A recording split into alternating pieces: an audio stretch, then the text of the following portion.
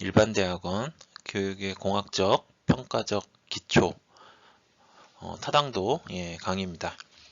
네, 우리가 지난 시간에는 측정 분야 중에서 이제 중요한 토픽 중 하나인 신뢰도, 신뢰도와 관련된 여러 가지 신뢰도를 우리가 어떤 개념적으로 어떻게 받아들여야 되는지, 그리고 신뢰도를 구하는 방법, 여러 가지 신뢰도의 특징, 장점, 단점 등등 해서 여러분들이 연구를 진행을 하실 때, 특히 양적 연구를 하실 때 이런 신뢰도라는 거는 항상 여러분들이 챙기셔야 되는 그런 중요한 개념이고요.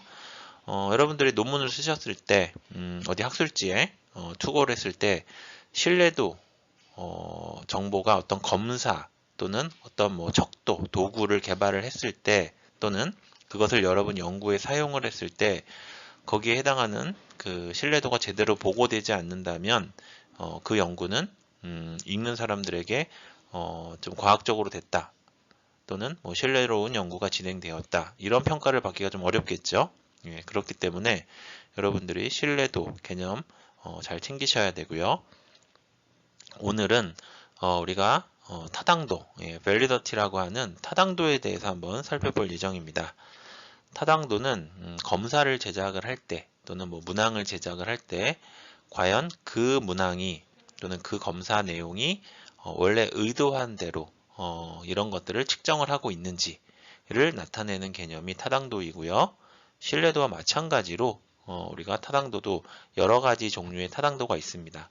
그렇기 때문에 여러분들이 각각의 상황에 맞는 타당도의 개념을 잘 이해하시고 적절하게 그런 타당도를 구하고 또는 내 연구가 이러한 측면에서 타당도를 확보하였다는 것을 보여줄 수 있어야 여러분 연구가 훨씬 과학적이고 다른 어떤 사람들이 봤을 때 아주 잘된 연구다 이런 평가를 받을 수가 있습니다. 그렇기 때문에 오늘 배우시는 이 타당도도 잘 챙기시기를 바라겠습니다. 네, 오늘 강의 시작하도록 하겠습니다. 네, 먼저 타당도라는 것이 어떤 의미를 가지고 있는지 타당도의 개념을 살펴보겠습니다. 우리가 물체의 어떤 특성에 일관성 있게 숫자를 부여하거나 구분하는 것을 측정, measurement라고 한다면은 타당도는 이 측정 도구, 측정을 하기 위해서는 이제 측정 도구가 있어야 됩니다. 우리가 일반적으로 키를 측정하기 위해서는 어떤 자나 줄자가 있어야 되고요. 무게를 측정하기 위해서는 저울이라는 측정 도구가 있어야 되죠. 그리고 우리가 어떤 학생들의 국어 능력, 수학 능력, 영어 능력 이런 것들을 측정하고 평가하기 위해서는 우리가 보통 검사지라고 하는 또는 시험이라고 하는 이런 측정 도구를 통해서 측정을 하고 있습니다. 이러한 측정 도구가 원래 측정하려고 의도했던 것을 의도하는 것을 어느 정도 충실히 측정하고 있는지 측정 도구가 무엇을 측정하고 있는지에 대한 어떤 설명이나 지수로 나타낸 것을 우리가 타당도라고 할 수 있습니다. 이 타당도는 사실 어떻게 보면은 신뢰도보다 더 중요한 개념이라고 볼 수 있습니다.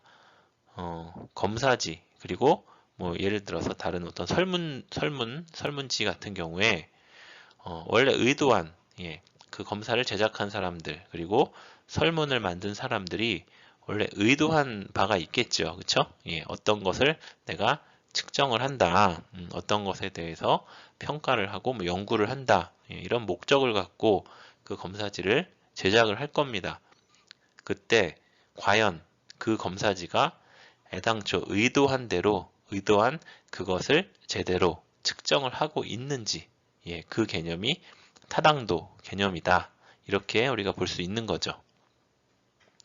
따라서 예를 들어서 국어 시험에서 문학 관련 내용을 우리가 배우고 거기에 대해서 평가를 한다면 어떤 시험 문제가 그 학생들의 어떤 문학적인 소양이나 그쵸? 거기서 나오는 여러 관련된 내용들을 그것들을 이해를 하고 있는지 예, 그것을 제대로 측정을 해야 그것이 어떤 국어에서 문학 관련 시험, 문학 관련 검사지가 타당도가 높다, 타당도를 갖추고 있다.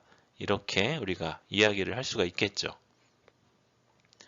예, 두 번째로 타당도의 종류 살펴보면은 타당도라는 것이 이제 여러 가지 예, 종류가 있는데 크게 뭐 내용 타당도 그리고 두 번째 준거 타당도 마지막으로 구인 타당도 예, 이렇게 우리가 볼 수가 있습니다. 그래서 내용 타당도는 뭐 안면 타당도와 예, 좀 유사한 면이 있고요. 준거 타당도는 공인 타당도, 예언 타당도로 또 우리가 구분을 할 수가 있습니다. 이러한 그 타당도의 종류는 우리가 뒤에서 하나씩 살펴보도록 예, 하겠습니다. 네, 우리가 타당도라는 것이 검사지나 어떤 측정 도구가 원래 측정하고자 하는 원래 의도한 대로 측정하는 것을 제대로 측정을 하고 있느냐 예, 그 개념이 타당도다 예, 이렇게 설명을 드렸습니다. 신뢰도 예, 신뢰도는 우리가 얼마나 일관성 있게 측정을 하느냐 예, 그 개념이 신뢰도라고 우리가 살펴봤었어요. 그렇죠? 네.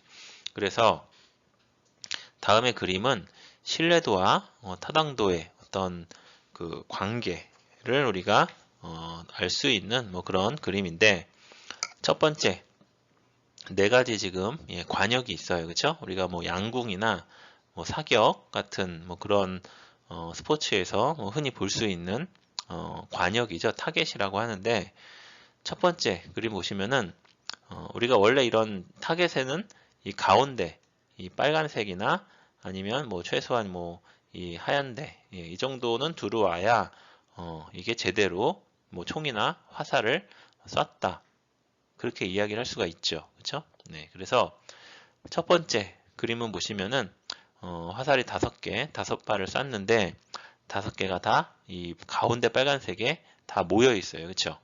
자, 그러면은 여기서 타당도의 개념은 원래 우리가 관역을 향해서 활을 겨눌 때는 그 제일 가운데 있는 빨간색 예, 그 관역에 맞추고자 하는 게 원래 의도겠죠. 그렇죠? 네. 따라서 그 가운데 부분에 제대로 들어갔느냐 그것이 타당도 개념이다. 이렇게 볼 수 있고요.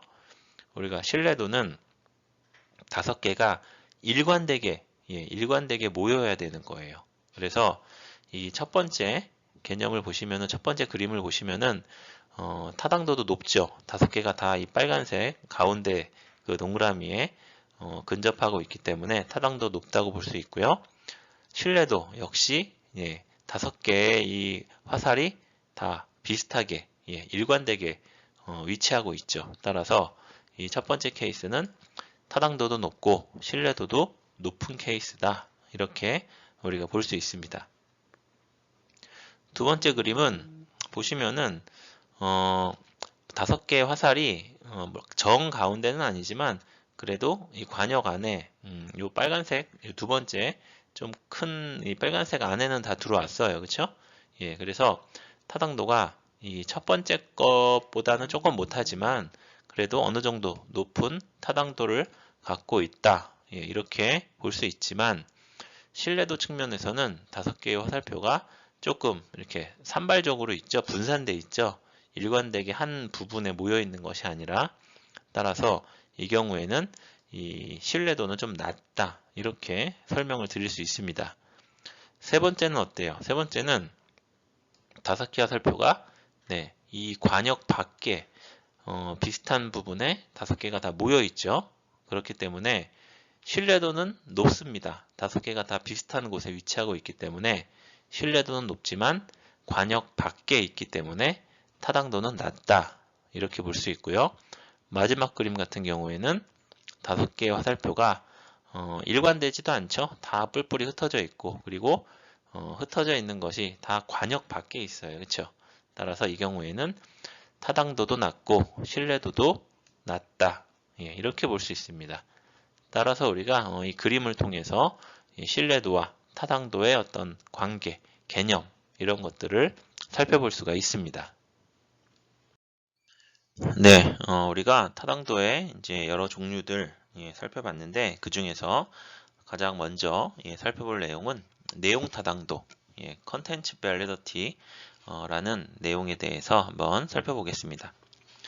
네, 그 내용 타당도 우리가 연구를 진행을 하는 과정에서 여러 선생님들께서 나는 내용 타당도를 점검을 해야지, 내용 타당도가 적절한지 살펴봐야지, 이렇게 어떤 의식적으로 하지 않더라도 여러분이 알게 모르게 내용 타당도는 반드시 챙기는 경향이 있습니다. 내용 타당도가 무엇이냐면은 결국에는 그 연구 주제, 그렇죠? 연구 주제, 연구 문제, 이런 것과 비추어 봤을 때 과연 그 내용들이 얼마나 타당한지, 조금 범위를 이제 좁히면은 어떤 문제들, 측정 도구라고 이제 할 수도 있죠. 검사지 또는 측정 도구에서의 그런 문항들이 각각의 문항들이 전체 그 측정 도구나 검사 도구가 원래 측정하고자 했던 것, 그 검사 도구의 목적에 비추어 봤을 때 과연 그 문항들 그리고 그 문항들을 모아놓은 검사지 또는 그 어떤 시험지 측정 도구가 과연 얼마나 그러한 내용들을 잘 대표하고 있는지, 이런 개념이 바로 내용 타당도다. 이렇게 여러분들이 쉽게 이해를 하실 수 있습니다. 그래서 보시면은 내용 타당도의 정의, 한 검사를 구성하는 그 문항들이 전집, 전집이라고 하면 여러분들이 그 어떤 검사 전체 또는 측정 도구, 이런 것들을 생각을 하시면 되겠고요. 그러한 전집들이 내용 영역과 행동 영역을 얼마나 잘 대표하고 있는지, 그렇죠? 내용 영역, 행동 영역, 얼마나 잘 대표하고 있는지를 나타내는 개념이 내용 타당도다. 네. 그래서 이 뒷장에서 우리가 다시 보겠지만 이런 이원 분류표라는 것을 이용을 해서 평가를 하기도 하고요. 어떤 문항의 표집의 적절성, 이런 것들도 우리가 이 내용 타당도와 관련된 내용이다. 이렇게 볼 수가 있습니다. 그래서 쉽게 생각을 하면은 그 검사지나 그 문항들의 내용이 과연 원래 목적, 취지에 비추어 봤을 때 타당하냐, 이거를 판단하는 게 내용 타당도다 볼 수 있죠. 그래서 이러한 내용 타당도를 이제 평가하는 방법으로는 가장 사실은 큰 부분을 차지하고 있는 게 바로 이 전문가의 판단에 의존을 한다는 거예요. 전문가의 판단에 의존. 자, 여러분들이 예를 들어서 학생들의 어떤 뭐 국어 점수, 국어 능력 또는 수학 능력, 이런 거를 평가하려고 해요. 그걸 평가하기 위해서 우리가 어떤 시험 문제를 내고, 그쵸? 그 시험지, 검사지를 구성을 하게 되죠. 그랬을 때 이제 문제를 다 출제를 했어요. 그 내용들이 과연 국어 능력, 학생의 국어 능력, 그리고 학생의 또는 뭐 수학 능력에 그것을 가장 잘 평가, 측정할 수 있는 문항들로 구성이 되어 있느냐, 아니면 우리가 어떤 수업 시간에, 그죠? 교수학습 활동을 통해서 학생들이 학습한 내용들, 그 내용들이 충실히 반영이 되어 있느냐, 이런 걸 우리가 한번 검토를 해 봐야 되죠. 그래서 그 과정에 여러분들이 생각을 해보시면은 그 과정에서 일반적으로 교실 평가 같은 경우에는 해당 담당 과목 선생님들, 그렇죠? 그분들이 그 어떤 내용 전문가라고 볼 수 있고요. 그분들의 어떤 전문성에 비추어서 과연 이 내용들이 타당한지, 타당하지 않은지, 이런 거를 판단하는 경향이 많이 있어요. 그렇죠? 그래서 아까 제가 처음에 말씀드린 것처럼 우리는 이번에는 이제 내용 타당도를 한번 검토해 봐야지.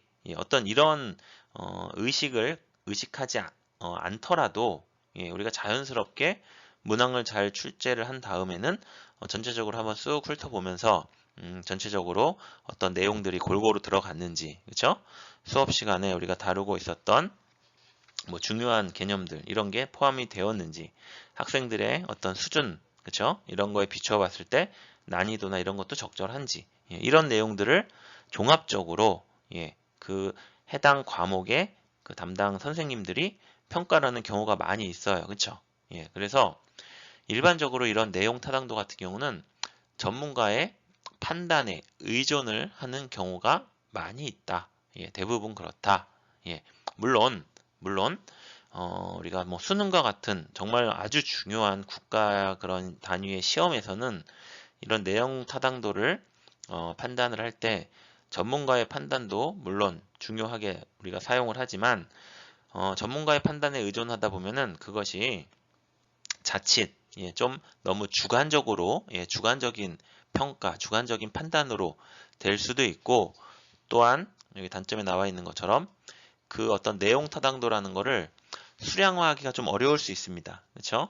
예, 우리가 지난 시간에 신뢰도를, 예, 신뢰도 학습을 하면서 여러 가지 신뢰도를 구하는 여러 가지 인덱스, 지수들을 한번 살펴를 봤어요. 그렇죠? 보시면은 신뢰도 같은 경우는 어떤 뭐 공식이라고 해야 될까요? 어떤 식들에 의해서 그것들이, 예, 숫자로, 예, 뭐 0점 몇이다. 아니면은 뭐 보통 0에서 1 사이로 많이 이야기를 하죠, 신뢰도를. 그래서 뭐 0.7이다, 0.8이다.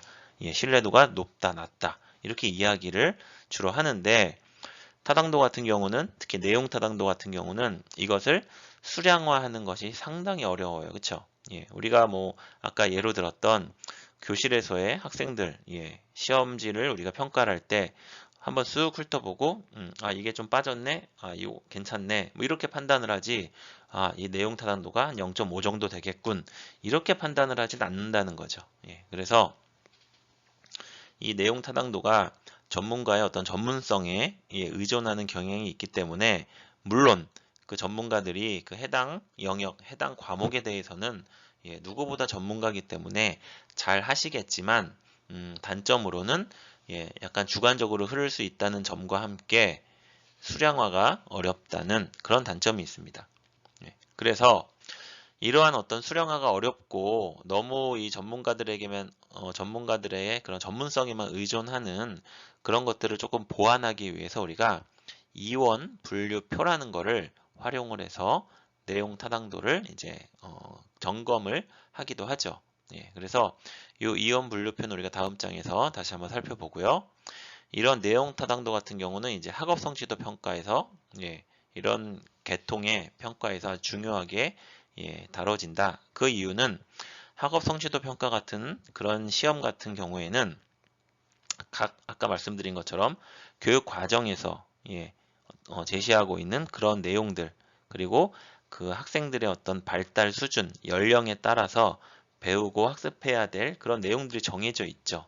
그래서 그런 내용들이 과연 골고루 적절하게 시험 문항에 이제 포함되어 있는지, 예, 그런 것들을 잘 평가를 할 수 있는지, 이런 것들을 이제 종합적인 측면에서 잘 판단을 하고 점검을 해야 된다는 거죠. 따라서 학업 성취도 평가와 같은 이런 어떤 검사, 시험에서 내용 타당도가 아주 중요하게 다뤄진다.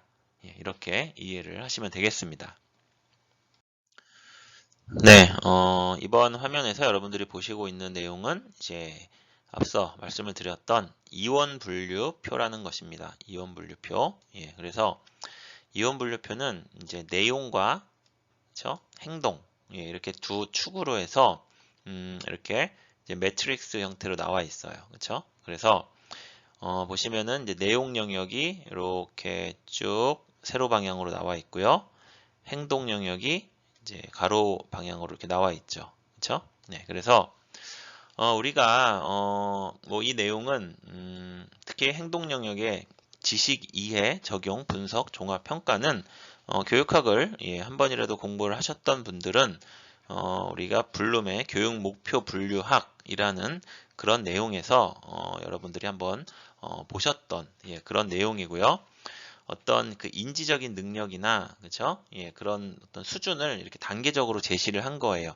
지식 수준, 이해 수준, 적용 수준, 분석 수준, 종합 수준, 평가 수준.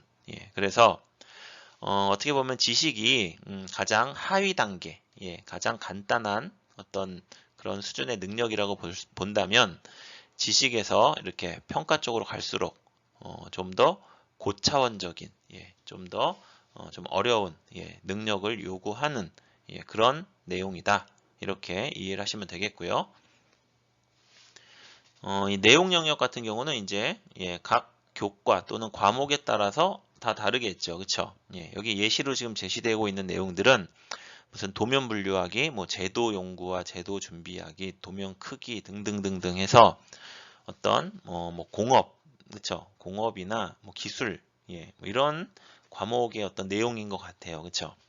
그래서 기술이나 어떤 공업 과목, 예, 이런 것들을 학습한 그 학생들이 이러한 내용 영역에 지금 8가지 그 내용이 있는데 이런 것들에 대해서 이제 골고루 평가 문항들이 반영되어 있는지, 그리고 마찬가지로 행동 영역에 있어서도 지식 이해, 적용, 분석, 종합, 평가, 예, 6가지 단계가 있는데 우리가 지식 수준이 조금 쉬운 거라 그랬고 종합이나 평가로 갈수록 더 어렵다고 아까 말씀을 드렸습니다.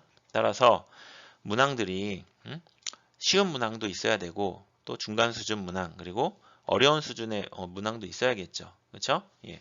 물론 이거를 이제 옆에 있는 난이도로 우리가 이야기할 수도 있지만 이 행동 영역에 있는, 예, 지식 이해 적용 분석 종합 평가 가지고도 어떤 난이도의 개념을 또 이야기할 수도 있고요.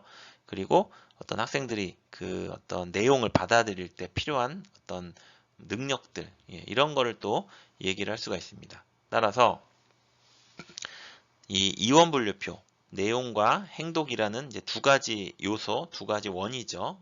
이 원 분류표를 이용을 한다면 여러분들이 전체 그 검사지, 전체 그 전집이라고 아까 말씀을 드렸는데 거기서 문항들이 어떻게 구성이 되어 있는지를 한눈에 볼 수 있는 거죠. 그렇죠? 네. 지금 이 예에서는 문항이 총 1개, 2개, 3개, 4개, 5개, 6개, 7개, 8문항이 지금 있다고, 예, 이렇게 나와 있는 거예요. 그렇죠? 예, 동그라미 친 게 각각의 문항이고 보시면은 내용적인 측면에서 보시면은, 예, 전체 8가지 그 문항들 중에서 전체적으로, 예, 1개씩 그 내용들을 다 커버를 하고 있죠. 예, 내용적으로는 8문항들이 다 골고루 분포를 하고 있다. 이렇게 볼 수 있고 행동 영역에서 보시면은 지금 지식이 2문항, 이해 수준이 하나, 적용 수준이 둘, 분석 하나, 종합 하나, 예, 이렇게 총 8문항 중에서 좀 쉬운 문항부터, 예, 조금 종합, 분석 이런 조금 고차원적인 능력을 요구하는 문항까지 골고루 분포되어 있다. 예, 이런 내용도 여러분들이 한눈에 확인을 할 수 있습니다.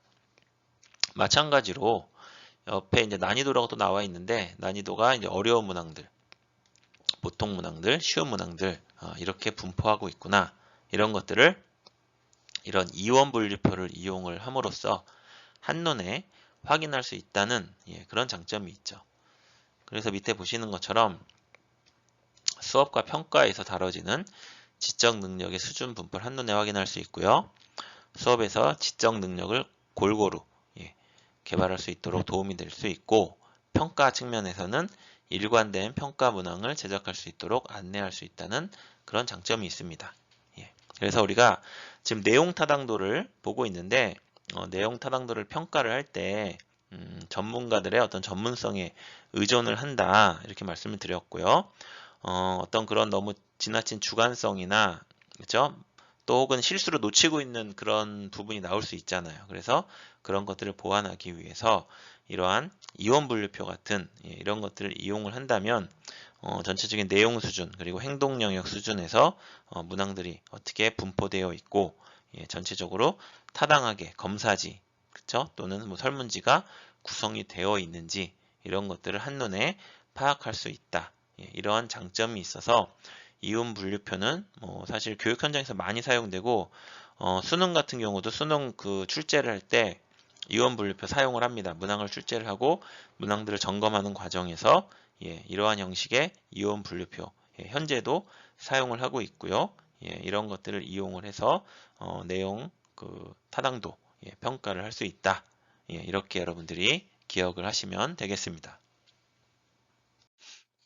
네, 지금까지 여러분들이 이제 내용 타당도와 관련된 내용들을 좀 자세히 살펴봤는데, 앞서 내용 타당도 이야기를 하면서 유사한 개념으로 안면 타당도라는 이야기를 드렸습니다. 그래서 요 두 개를 좀 간단하게 비교를 한번 해보자면, 안면 타당도, 말 그대로 face, 어떤 첫눈에 봤을 때 어떤 느낌, 뭐 이런 개념으로 보시면 돼요. 그래서 face validity라고 하고요. 내용 타당도 같은 경우는 이제 평가 주체가 말씀드린 것처럼 주로 이제 내용 전문가예요. 내용 전문가이지만 일부 심리 측정, 평가 전문가들이 함께 참여를 해서 내용 타당도를 이제 평가를 하는 그런 경우도 많이 있고요. 평가 방법은 기본적으로는 어떤 이런 내용 전문가들의 그런 주관적인 또는 어떤 전문성에 의존하는 경우가 많이 있지만 어떠한 그런 단점들을 좀 보완하기 위해서 과학적이고 체계적인 확인 절차, 이온 분류표를 작성을 해서 이용을 하는 그런 방법을 많이 사용을 하고 있다. 이렇게 말씀을 드렸습니다. 반면에 안면 타당도는 내용 전문가 그리고 비전문가 모두 가능하다. 안면 타당도를 이제 평가를 할 때 내용 전문가는 물론이고 전혀 뭐 전문성이 없는 사람들도 그 전체의 어떤 검사지 설문지를 봤을 때 어떤 느낌이다. 뭐 이런 거 얘기할 수 있잖아요. 그렇죠? 그런 것들이 바로 안면 타당도다. 이렇게 볼 수 있고요. 따라서 평가 방법이 어떤 뭐 구체적이고 뭐 체계적인 그런 절차보다는 정말 어떤 그런 뭐 느낌, 그쵸? 봤을 때 어떤 드는 생각, 피상적인 어떤 느낌, 뭐 이런 것들이 어떤 평가 방법이라고 이야기할 수 있습니다. 그렇기 때문에 여러분들이 지금 보시기에도 안면 타당도가 안면 타당도가 사실 이 내용 타당도에 비해서는 조금 뭐 주먹구구식인 그런 느낌도 좀 있고, 그쵸? 좀 체계적이지 않고 정말 뭐 느낌적인 느낌, 그쵸? 뭔가 말로는 할 수 없고, 뭐가 좀 어떻긴 한데 그것을 어떻게 뭐 구체적으로 설명하기는 좀 애매하고 뭐 이런 그런 개념이잖아요, 그쵸? 그래서 사실 안면 타당도라는 거는 이렇게 우리가 공식적인 연구의 절차에서 뭐 그렇게 많이 언급을 하거나 야, 뭐 안면 타당도가 어떻다 이렇게 얘기하진 않아요, 사실은. 그렇게 많이 쓰이진 않지만 분명히 제가 그 앞서 말씀드린 것처럼 내용 타당도도 마찬가지지만 안면 타당도도 전문가 그리고 뭐 비전문가도 마찬가지지만 그 완성된 검사지나 설문지를 봤을 때 분명히 처음에 봤을 때 어떤 느낌이 있을 거예요. 그렇죠? 어떤 직관적인 느낌. 그런 것들이 사실은 우리가 뭐 과학적이라고 얘기할 수는 없지만 거기서의 우리가 얻을 수 있는 어떤 정보나 그런 것들이 상당히 중요하게 또 역할을 할 때가 있어요. 그렇기 때문에 여러분들이 이 안면 타당도라는 거를 여러분들의 어떤 논문이나 연구에서 구체적으로 뭐 안면 타당도는 어떻다 이렇게 사용할 일은 별로 없겠지만 그래도 한번 여러분들이 문항을 구성을 하고 검사지를 만들어 봤을 때 주변 동료들이나 아니면 뭐 학생들에게 한번 이게 지금 이러이러이러한 목적으로 이러한 거를 평가를 하고 뭐 측정을 하기 위한 검사지인데 한번 쭉 보고 이게 요 목적에 맞게 제대로 되어 있는 것 같으냐 이렇게 한번 뭐 자문을 구하고 그쵸? 한번 거기에 대해서 같이 이야기할 수 있는 어떤 그런 개념으로 우리가 안면 타당도를 받아들이시면 될 것 같습니다. 따라서 여러분들이 이제 내용 타당도를 조금 더 중요하게 보시면 될 것 같고요. 안면 타당도는 우리가 연구하는 과정에서 그래도 그냥 놓치고 가는 것보다는 한 번쯤 주변의 동료들이나 뭐 학생들과 함께 점검을 하는 그런 수준에서 다룰 수 있는 그런 내용이다. 이렇게 이해를 하시면 되겠습니다. 네, 두 번째 우리가 살펴볼 타당도로는 우리가 중거 타당도, Criterion Validity라고 하는 중거 타당도를 살펴보겠습니다. 중거 타당도는 말 그대로 검사 도구의 측정 결과와 현재 또는 미래의 특정 준거 점수와의 경험적 관계를 토대로 해서 검사 도구의 타당성을 평가하는 방법이다. 네. 우리가 앞서서 살펴본 내용 타당도 또는 안면 타당도는 어떤 그 검사의 전체적인 인상 또는 어떤 검사가 포함하고 있는 내용이나 예를 들어 이온 분류표를 활용한다면 내용 영역 그리고 행동 영역에서 그 검사가 다뤄야 할 내용들을 전체적으로 잘 포괄적으로 다루고 있는지 이런 것들을 보는 게 내용 타당도 또 유사하게 안면 타당도 살펴봤어요. 이 준거 타당도는 조금 관점이 다른 거죠. 그렇죠? 그 검사 도구의 어떤 측정 결과와 현재 미래 특정 준거 점수와의 경험적 관계를 이용을 해서 지금 이 검사 도구의 타당성을 평가하는 방법이다. 여기서의 핵심은 다른 어떤 준거 점수가 있어야 된다는 거죠. 따라서 우리가 이 준거 타당도는 말 그대로 어떤 기준, 크라이테리언이 있어야 되는 거예요. 네. 우리가 그 평가의 종류를 학습을 하면서 준거 참조, 그죠? 또는 준거 지향, 평가 이런 거 배웠어요. 그렇죠?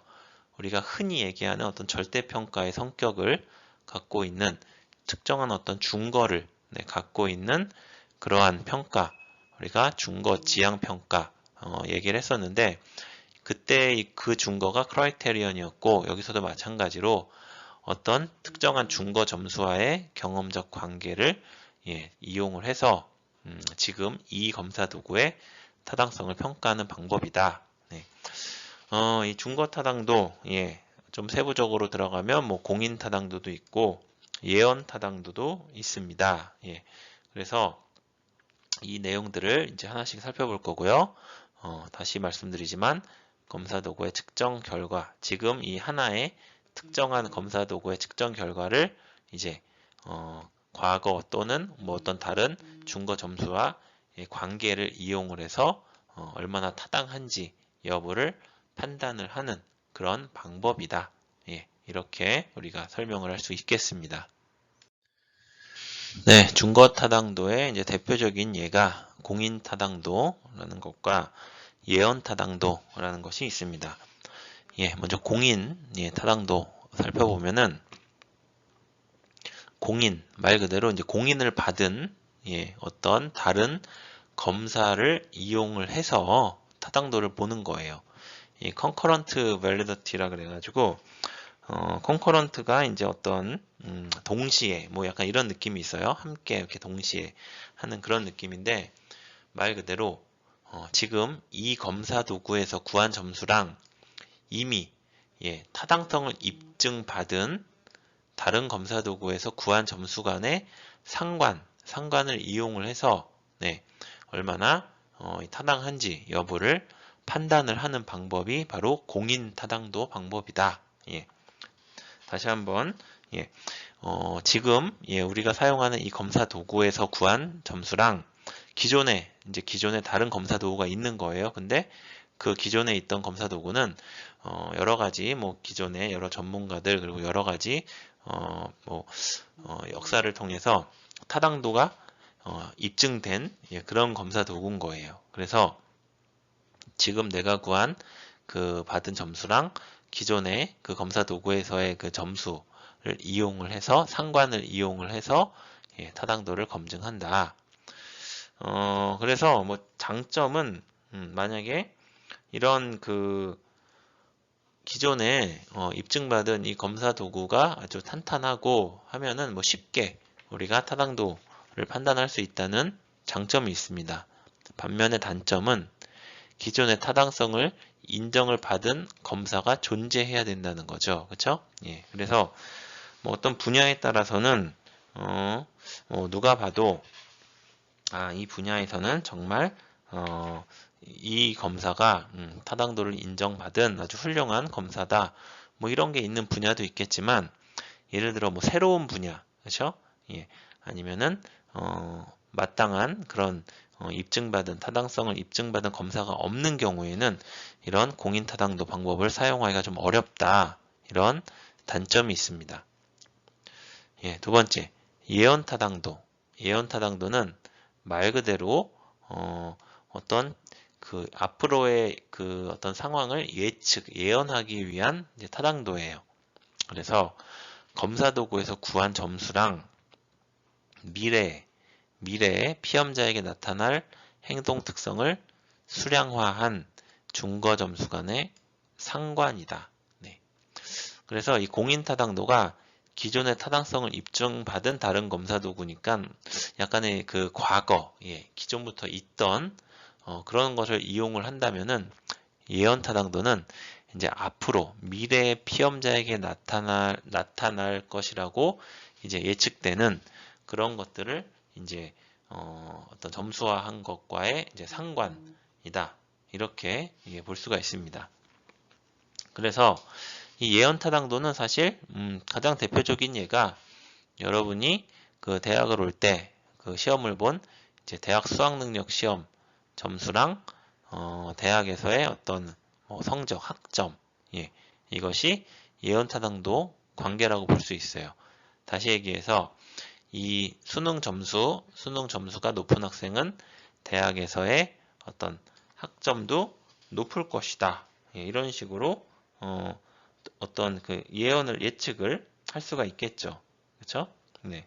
그래서 대학 수학 능력 시험의 예언 타당도다. 이렇게 볼 수가 있어요. 그 대학 수학 능력 시험을 잘 본 학생이 대학에 가서도 학점이 잘 나온다면 그 수능이라는 어떤 검사 도구가 예언 타당도가 높다. 이렇게 볼 수가 있는 거죠.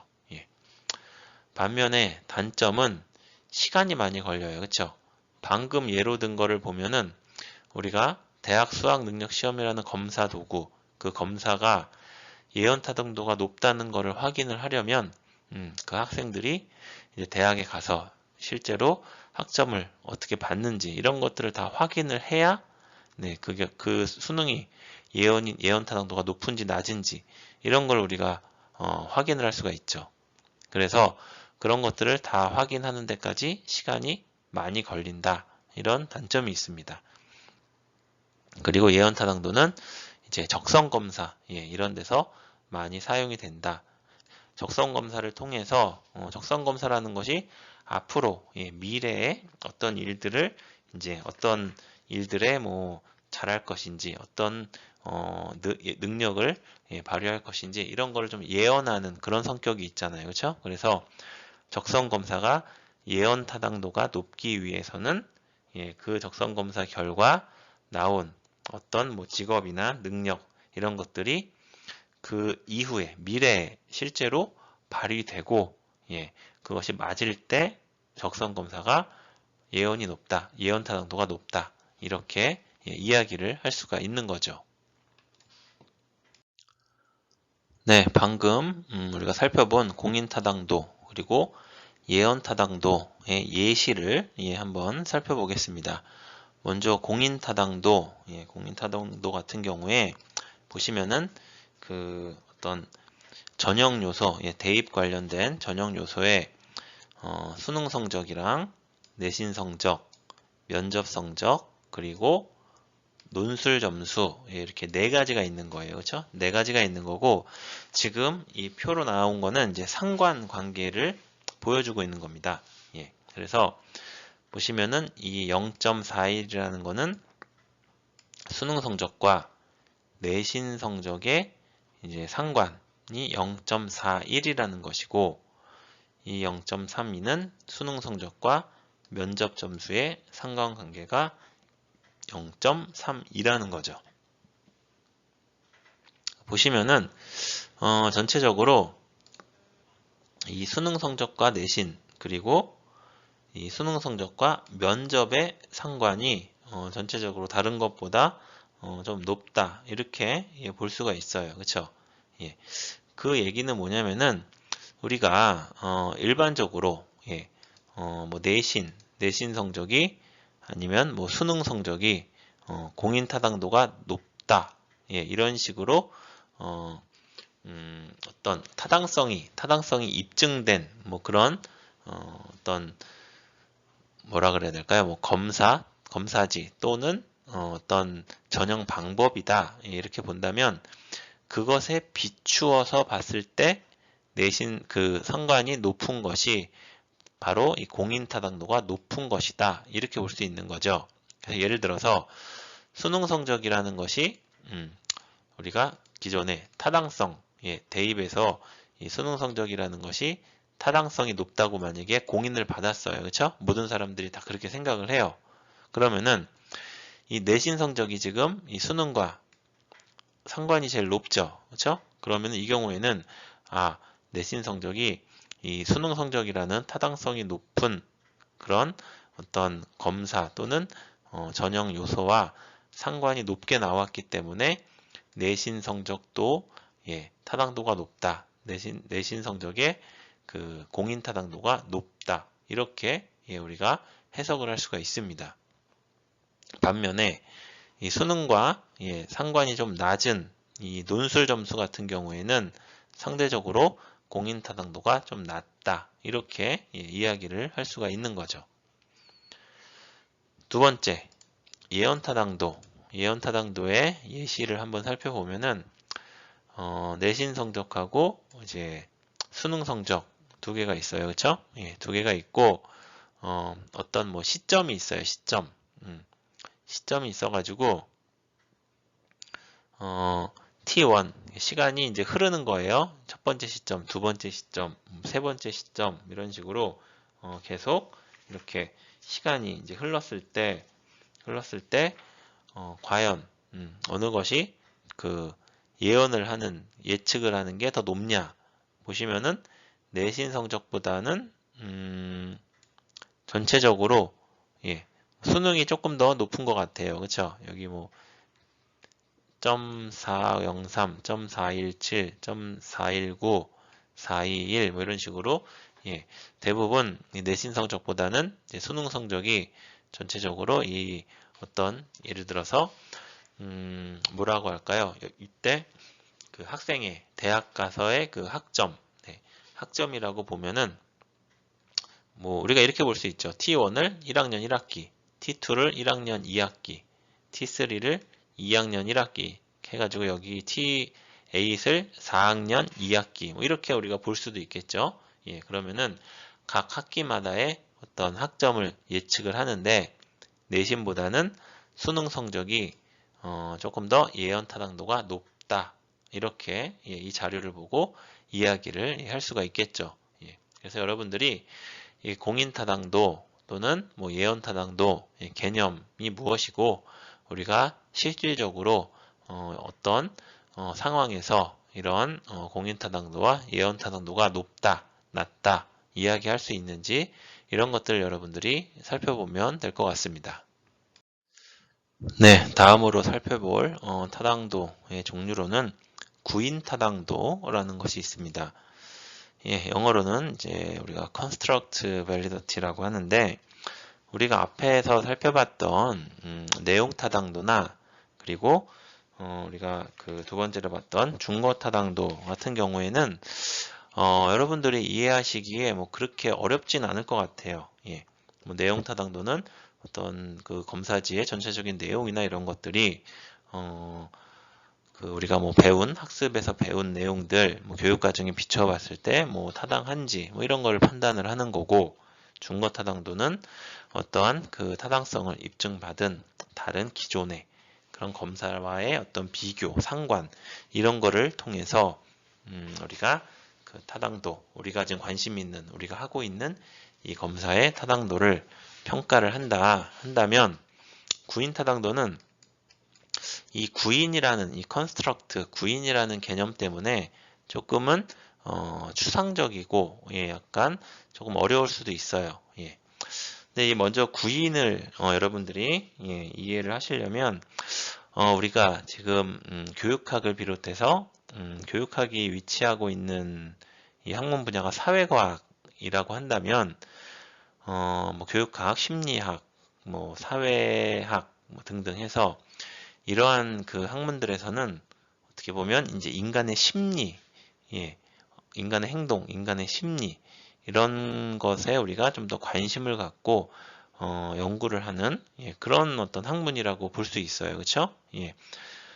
특히 교육에서는 이 학생 또는 뭐 교육자, 피교육자, 사람이 중심이 될 수밖에 없어요. 그래서 이럴 때 특히 사람의 어떤 심리적인 그런 요인들은 우리가 직접 눈으로 확인을 하기가 좀 어렵겠죠. 그래서 우리가 이 구인이라는 개념은 어떤 그 좀 추상적이고 인간의 행동이나 심리를 설명을 할 때 그것을 설명을 하고 어떤 개념화 또는 뭐 이론화하기 위해서 만들어낸 조금은 추상적이고 어떤 상상적인 가설적인 그런 개념이다. 그렇게 설명을 드릴 수 있습니다. 예를 들어서 여러분들이 뭐 학생의 학교 생활 만족도 이런 거를 우리가 연구를 하고 싶어요. 그러면은 그 학교 생활 만족도라는 거는 우리가 직접 눈으로 관찰을 할 수는 없겠죠. 그쵸?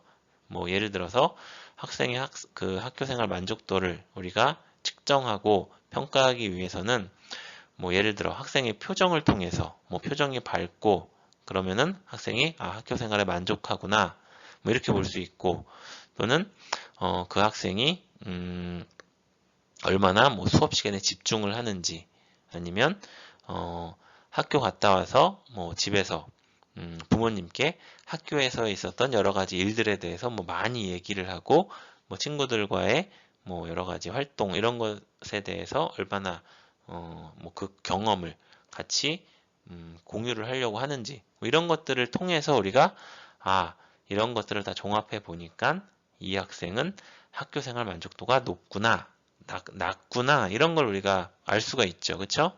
그래서 이렇게 뭐 학교 생활 만족도 또는 어떤 뭐 학생들의 뭐 자존감 아니면 뭐 우리가 뭐 병원이나 보건 의료 쪽에서는 무슨 뭐 우울증, 신경과민증 이런 것도 다 우리가 눈으로 볼 수는 없는 거예요. 그렇죠? 그래서 뭐 우울증이 높은 사람들은 어떤 행동 특성을 보인다. 그럴 경우에 그런 여러 가지 행동 특성들을 모아서 보니까 이 사람이 우울증이 높구나, 낮구나 이런 거를 판단을 하는 거죠. 이런 것들이 우리가 구인이라는 개념이다. 이렇게 우리가 볼 수 있고요. 구인 타당도라는 거는 이런 구인들에 대해서 얼마나 잘 설명을 하고 있는지, 얼마나 타당하게 구인이 설정되었는지, 이런 것들을 우리가 보는 게 구인 타당도다. 이렇게 볼 수가 있습니다. 그래서 우리가 그 앞서 살펴봤던 뭐 예언 타당도, 그리고 내용 타당도, 이런 것들도 다 그 구인 타당도에 대한 어떤 정보 수집을 할 때 이런 것들도 다 포함될 수 있습니다. 포함될 수 있고, 그리고 우리가 구인 타당도 자체는 통계적인 방법 중에서 요인 분석이라는 것을 통해서도 구인 타당도를 우리가 검증할 수 있다.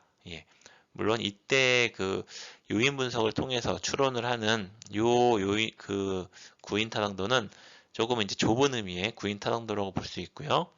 앞서 말씀드린 것처럼 뭐 예언 타당도나 내용 타당도 그리고 이 좁은 의미의 구인 타당도 이 모든 것을 포괄하는 개념이 좀 넓은 의미의 우리가 구인 타당도다. 이렇게 볼 수가 있습니다.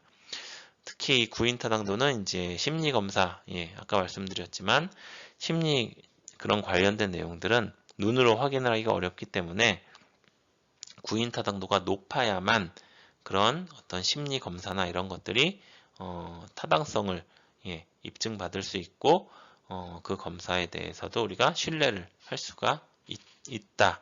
이렇게 우리가 볼 수가 있습니다.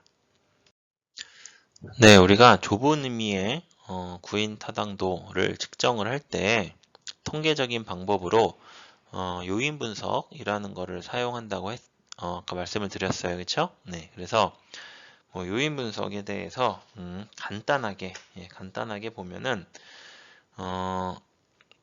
여러 개의 변수를 보다 적은 수의 요인으로 이제 설명을 하는 통계 기법이다. 변수의 요약, 경제의 법칙을 추구를 한다. 네, 이렇게 나와 있어요. 그렇죠? 네. 그래서 요인이라는 것, 예, 요인. 그리고 그 경제의 법칙, 변수를 뭐 요약한다, 경제의 법칙, 뭐 이런 얘기가 많이 나와요. 예. 그래서 여러분들이 뭐 이 시간에 지금 타당도를 공부를 하고 있는데 요인 분석 자체에 대해서 뭐 깊게 여러분들이 뭐 아실 필요까지는 없지만 요인 분석이라는 것을 통해서 우리가 그 구인 타당도, 네, 좁은 의미의 구인 타당도를 우리가 확인할 수 있다. 예, 뭐 이 정도 여러분들이 기억을 하시면 되고요. 이 요인 분석이라는 거는 요즘 뭐 유명한 빅데이터, 그렇죠? 우리가 뭐 지금 빅데이터 시대라고 얘기를 하잖아요. 빅데이터 분석, 예, 이런 거 할 때 요인 분석이 예, 많이 사용됩니다. 예, 여기 나온 것처럼 여러 개의 그 변수들, 막 복잡한 빅데이터라는 것 자체가 아주 복잡하게 여러 개의 변수들, 뭐 데이터 사이즈도 크고, 그쵸? 변수들도 복잡하게 많고, 뭐 이런 거를 나타내는 게 빅데이터예요. 그쵸? 거기서 우리가 필요로 한 정보, 우리가 원하는 것들, 이런 것들을 우리가 요약하고 추리고, 예, 하는, 그때 요인 분석이 사용될 수 있다는 거죠. 예.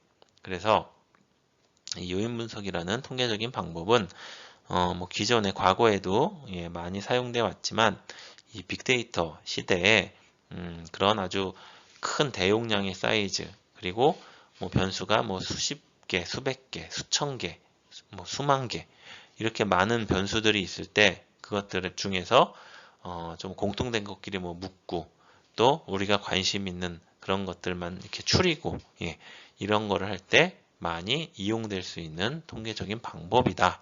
예, 그래서 요인 분석의 뭐 방법으로는 크게 두 가지 탐색적인 요인 분석과 확인적 요인 분석 예, 이런 것들이 있습니다. 그래서 여러분들이 뭐 자세한 내용보다는 이 요인 분석이라는 게 뭐 어떤 건데 이거를 이용을 해서 우리가 그 구인타당도를 확인할 수 있다. 예, 이 정도 예, 기억하시면 될 것 같습니다. 네, 구인타당도에서 우리가 뭐 변별타당도, 수렴타당도 이런 것들을 뭐 참고적으로 예, 볼 수가 있는데요. 이 변별타당도랑 수렴타당도는 조금 이제 반대되는 그런 내용이다 이렇게 보시면 되고요. 변별 타당도는 말 그대로 discriminant, 예, 변별하는 거예요. 변별, 예, 변별의 의미가 있고 수렴 타당도는 convergent, 예, 약간 모이는 느낌. 예, 변별 타당도는 변별 또는 약간 확산. 네, 우리가 다른 말로는 뭐 확산적 타당도라고도 하는데 약간 확산에 퍼지는 느낌이 있고 수렴 타당도는 이제 모이는 예, 느낌이 있다. 그래서 먼저 수렴 타당도부터 예, 확인을 해보면은 한 가지 특성의 구인, 예를 들어서 사회성이라는 구인이 있어요. 예, 우리가 사회성이라고 할 때 사회성 자체가 눈에 보이진 않죠. 그렇죠? 예, 그러나 사회성이라는 구인을 우리가 설명하기 위해서는 뭐 사회성이 높은 학생들 같은 경우에 특성을 보니까 모르는 사람한테도 뭐 말을 잘 건다. 그리고 뭐 혼자 있는 것보다는 뭐 여러 명 그 친구들이랑 같이 노는 게 더 재밌다. 뭐 예를 들어서 어떤 그러한 성향을 갖고 있는 사람들은 사회성이 높다. 우리가 이렇게 이야기를 할 수가 있겠죠. 그렇죠? 네. 그래서 이러한 사회성이라는 우리가 구인을 측정을 하고 싶어요. 그러면은 사회성이라는 이 어떤 구인을 측정을 하는 방법이 여러 가지가 있을 수 있습니다. 뭐 자기보고법, 그렇죠? 본인이 그냥 자기가 직접 그 설문문항이나 이런데 체크를 해서 하는 방법이 있고 투사적인 방법, 예, 투사적인 방법 그리고 투사적인 방법은 우리가 그 정의적 영역 평가할 때 예, 배웠던 그 내용들이고요. 또는 동료 간의 평정 방법, 뭐 어찌됐건 다양한 방법으로 이 사회성이라는 구인을 측정을 할 수가 있는데 이러한 사회성이라는 한 가지 특성은 어떠한 방법으로 측정을 하더라도 그들 간의 상관이 높아야 된다는 거예요. 그러니까 예를 들어서 자기보고법을 이용을 해서 우리가 사회성을 측정을 했을 때 나온 어떤 결과가 있겠죠. 뭐 점수라고 해야 될까요? 그 수치가 있고 투사적인 방법을 이용을 해서 사회성을 또 측정했을 때 어떤 결과, 점수가 있을 거예요. 그렇죠? 그리고 또 이 동료 간 평정 방법을 이용을 해서 측정을 했을 때 나온 어떤 또 점수가 있을 거예요. 그렇죠? 그래서 이러한 이 세 가지 결과, 이 점수가 상관이 높아야 된다는 거죠. 왜냐? 다 방법은 조금씩 다르지만 이 사회성이라는 공통된 어떤 이 구인을 측정을 한 것이기 때문에 이 상관이 높아야 된다. 이런 개념이 수렴 타당도라고 한다면 변별 타당도 또는 확산적 타당도는 반대 개념이에요. 만약에 여러 가지 특성, 여러 가지 구인이에요. 사회성이라는 구인이 있고, 뭐 자신감이라는 구인이 있고, 판단의 독립성이라는 구인이 있어요. 서로 다 다른 구인이죠.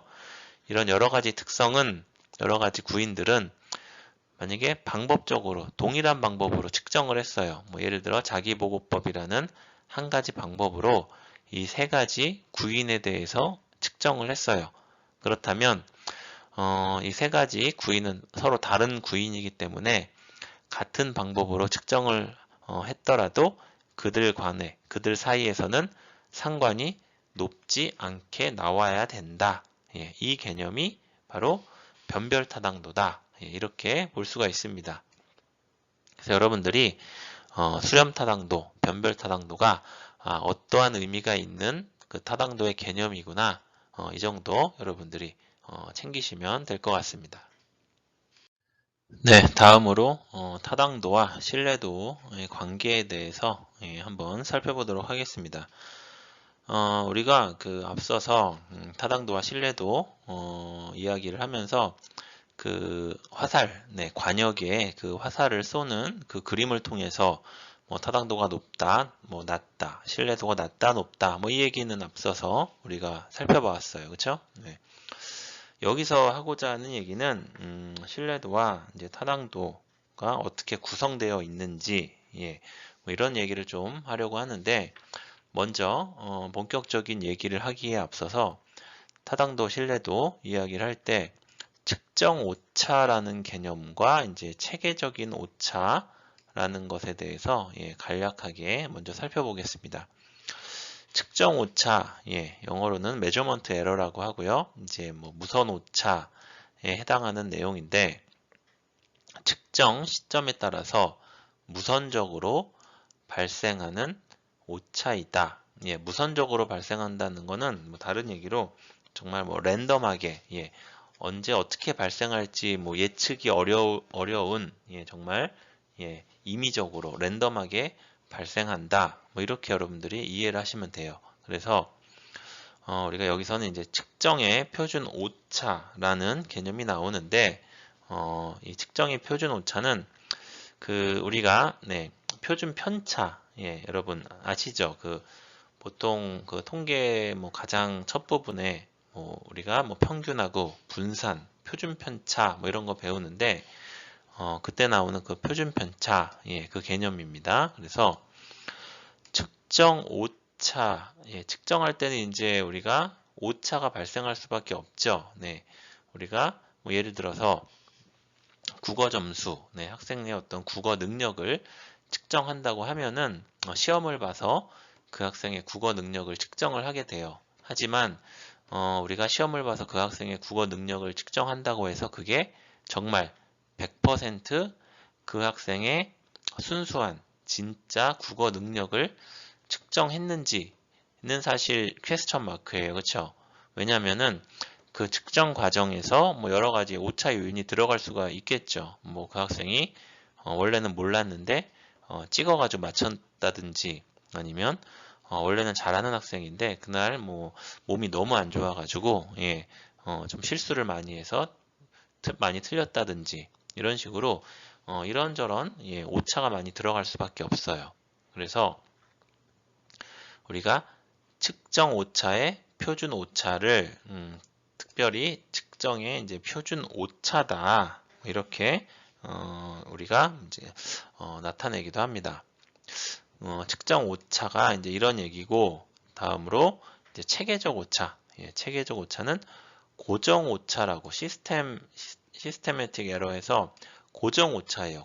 고정적으로 고정적으로 발생하는 어떤 오차 또는 어쩔 수 없이 발생하는 그 오차다. 수학 능력을 측정하기 위해서 제작된 지필 검사가 이해하기 어려운 지문으로 구성되어 있다면 그 검사는 수학의 능력, 수학 과목의 능력을 측정하는 것이 아니라 언어 능력 또는 독해력을 측정한다고 볼 수 있다. 네, 그렇죠? 먼저 수학 문제에서 우리가 지문이 길어요. 그 내용을 이해를 해야 그 수학 문제를 풀 수 있다고 한다면 먼저 어떤 독해력, 언어 능력이 있어야 그 지문을 이해를 먼저 할 수 있겠죠. 네, 그래서 이 경우에는 측정 시점에 따른 일관성은 있으나 측정하고자 하는 것을 측정하지 못함으로써 생겨난 오차를 체계적인 오차라고 한다. 네, 그래서 이 경우 지금 위에 이 예의 경우를 보면은 원래 측정하고자 하는 거는 뭐였죠? 수학 능력, 수학 과목 능력이었는데 그 수학 문제를 풀기 위해서는 언어 능력, 독해 능력이 또 있어야 돼요. 그렇죠? 그래서 측정하고자 하는 것을 측정하지 못함으로써 생기는 오차를 우리가 체계적인 오차라고 한다. 예, 그래서 여러분들이 측정 오차, 무선 오차라고도 하고요. 그리고 체계적 오차, 고정 오차라는 개념을 우리가 일단 살펴봤습니다. 네, 우리가 앞에서 측정 오차라는 것과 체계적 오차라는 개념을 살펴본 이유는 바로 다음에 이제 신뢰도와 타당도의 관계를 보기 위해서 살펴봤습니다.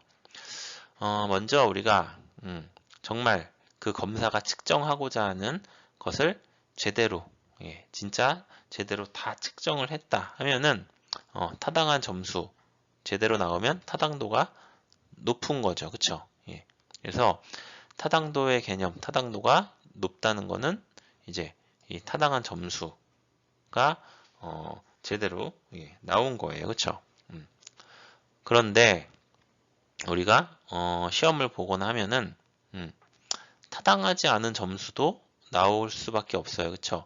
앞서서 우리가 예로 들었던 그 수학 과목 그 시험을 보는데 지문이 너무 길은 어떤 독해력을 요구하는 그런 문제가 있을 수 있어요. 그쵸? 그래서 그때 그 부분을 우리가 체계적 오차라고 아까 말씀을 드렸고요.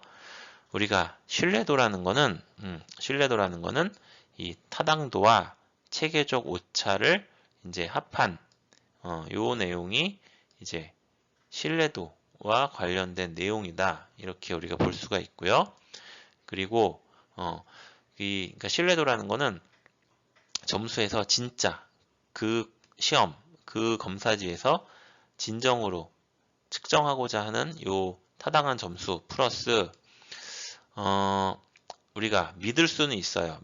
신뢰할 수는 있지만 타당하지 않은 요 체계적 오차 부분, 이 두 부분을 합한 거를 우리가 신뢰도 개념으로 볼 수 있고요.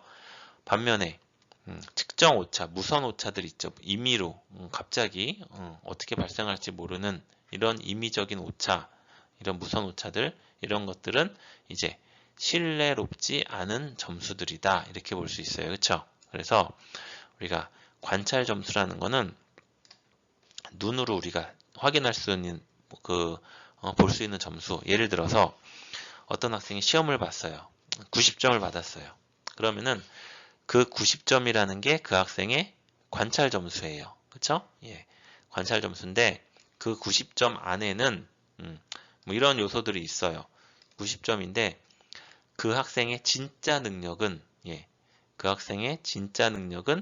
85점이에요. 그쵸? 85점. 예를 들어서 그러면은 그 검사가 정말 신뢰도도 높고 타당도도 높고 정말 오차가 하나도 없는 그런 검사였다면 그 학생은 원래는 85점을 받아야 돼요. 그쵸? 근데 시험을 봤더니 90점을 받아온 거예요.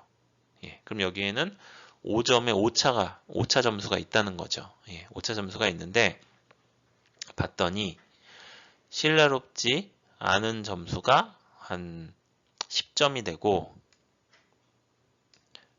타당하지 않은 점수가 한 5점이 돼요.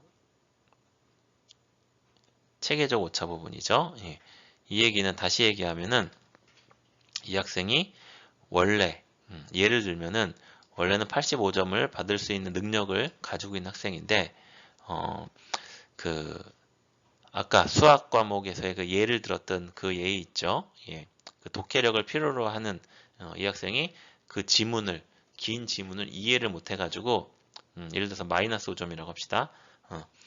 그 문제를 못 맞췄어요. 원래 수학적인 능력으로는 그 학생이 충분히 맞출 수 있는 문제였는데 그 지문, 긴 지문을 이해하지 못해서 5점을 깎였어요. 그쵸? 그래서 이 부분 우리가 믿을 수 있는 이 부분은 어떻게 보면 80점이에요. 그쵸? 80점인데 이 학생의 신뢰롭지 않은 점수, 즉 측정 오차 부분이 10점. 이 얘기는 예를 들어서 이 학생이 찍어서 맞춘 거예요. 이 문제는 어려운 문제라 못 맞춰. 이 학생의 원래 능력으로는 못 맞히는데 이 학생이 찍어가지고 한 10점을 더 받았어요. 그래서 이 학생의 관찰 점수, 최종 점수는 이제 90점이 되는 거죠. 예, 이런 식으로 우리가 어떤 학생이 받은 점수에 대해서 이렇게 세부적으로 구분을 할 수가 있고 그리고 이것을 이제 타당도와 신뢰도의 개념과 연결을 해서 살펴볼 수가 있습니다. 그래서 신뢰도라는 것은 여기 표에 나와 있는 것처럼 이제 그 학생의 어떤 점수 중에서 측정 오차를 제외한 부분, 예, 이것이 신뢰도의 어떤 개념을 의미를 하고요. 타당도는 어떤 학생이 받은 점수에서 측정 오차 그리고 체계적 오차까지도 다 제외한 부분, 제외한 점수, 그것이 타당도가 높은 점수라고 할 수 있는 거죠. 어떻게 보면 그 학생의 이제 진짜 점수, 우리가 진점수라고도 하는데 검사 이론에서는 예, 그 학생의 진점수다 또는 타당도가 아주 높은 점수다 이렇게 이야기를 할 수가 있습니다. 그래서 이 관계를 보면은 신뢰도가 높으면은 타당도가 높다. 예, 그럴 수도 있고 아닐 수도 있어요. 하지만 타당도가 높으면 신뢰도가 높게 되겠죠. 그렇죠? 타당도가 높아지면 높아질수록 신뢰도도 거기에 비례해서 높아집니다. 하지만 신뢰도가 높다 그래서 꼭 타당도가 높은 건 아니에요. 왜냐? 신뢰도가 높지만 이 타당하지 않은 점수 이쪽이 높아서 신뢰도가 높을 수도 있기 때문에 그런 관계가 있죠. 그래서 높은 신뢰도는 높은 타당도가 되기 위한 필요 조건 또는 뭐 선행 조건이다. 이렇게 우리가 볼 수가 있습니다. 그래서 여러분들이 신뢰도와 타당도 뭐 둘 다 중요해요. 그렇죠?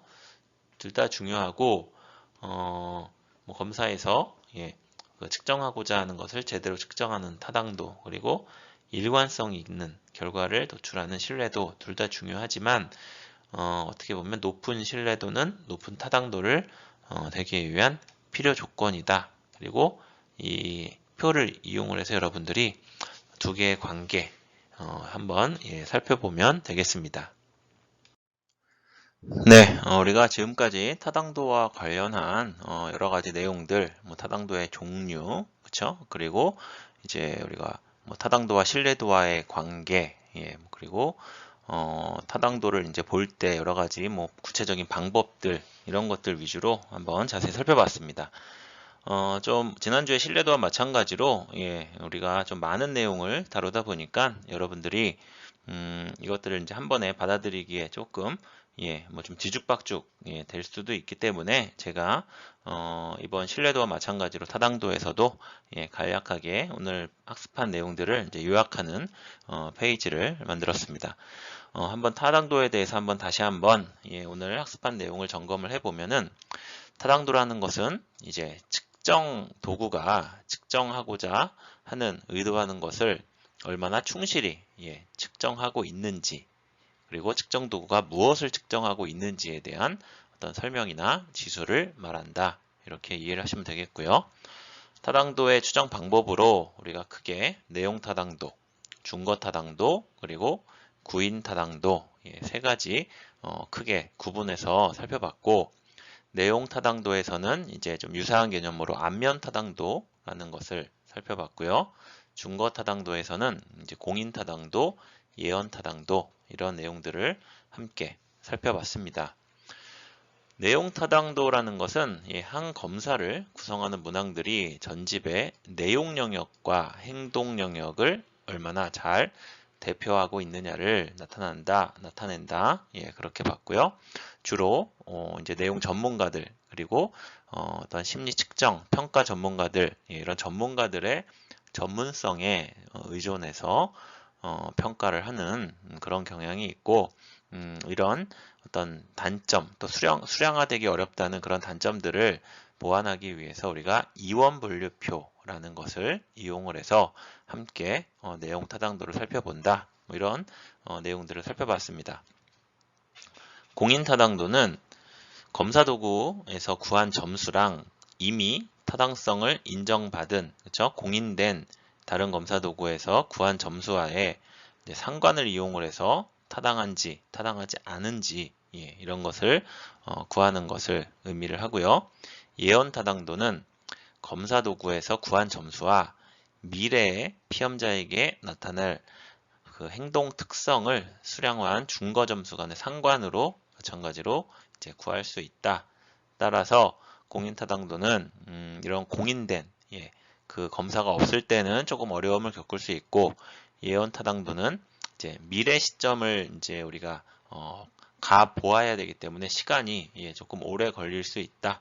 뭐 이런 특징을 함께 우리가 살펴보았습니다. 다음으로 구인 타당도는 한 검사가 측정하고 있는 심리적 구성 요인이 무엇인지를 밝힘으로써 평가할 수 있다. 측정 오차라는 것은 측정 시점에 따라서 무선적으로 발생하는 오차, 임의적으로 발생하는 오차를 의미하고 체계적 오차는 측정 시점에 언제 어디서 측정을 하던 일관성은 있으나 애당초 측정하고자 하는 것을 측정하지 못함으로써 생겨나는 오차를 의미한다. 마지막으로 관찰 점수에서 우리가 눈으로 볼 수 있는 시험을 봐서 받아들이는 점수인 관찰 점수에서는 측정 오차를 그 측정 오차 부분을 제외한 것이 이제 신뢰도의 개념이고 측정 오차와 체계적 오차를 모두 제외한 것이 타당도다. 따라서 결국 높은 신뢰도라는 것은 높은 타당도가 되기 위한 필요 조건이다. 이렇게 우리가 볼 수 있습니다. 이것으로 우리가 타당도에 대한 학습을 마치도록 하겠습니다.